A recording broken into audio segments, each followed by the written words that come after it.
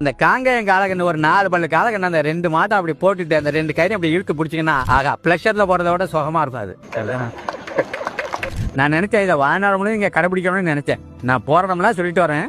இன்னுமே என்ன motor cycle எல்லாம் எங்க கூட்டிட்டு போவீங்க, அந்த வண்டியெல்லாம் புகையெல்லாம் விடுது. அதை எங்கேயாவது மாட்டை கட்டி விடுங்க. ஒரு 20 கிலோமீட்டர் தூரத்துக்கு எங்கனாலும் மாட்டு வண்டி ஆடினா சந்தோஷமா வருவேன் நான். எல்லாரும் நீங்க அதை வழக்கமா வைக்கணும். நம்மளாம் பணம் இல்ல பணம் இல்லைன்னா நமக்கு ஆடம்பரம் உதவாது. காத்த போயாக்கலாமா? நம்ம அந்த செலவழிக்கிற காசு வெளிநாடு போகுது, ஈராக்குக்கு போகுது. யோசிச்சு பாருங்க. ஈராக்ல இருக்கவனுக்கு அவன் எப்படி கொண்டாடுறாங்கன்னு தெரியுது நமக்கு.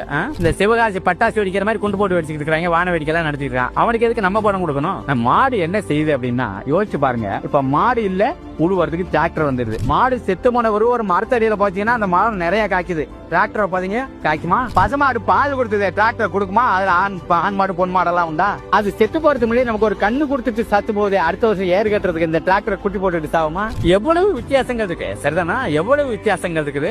அதனால நம்மள்ட்ட உலகம் கத்துக்கிறதுக்கு பதிலா நம்ம அந்த நாடுகள்கிட்ட கத்துக்க ஆரம்பிச்சோம் பாருங்க. ஆகையினால இவ்வளவு மோசத்துல இருக்கும். அதனால நம்ம இதுவரையும் கத்துக்கலாம் பாருங்க. நம்ம மாடுகளை பேணும்.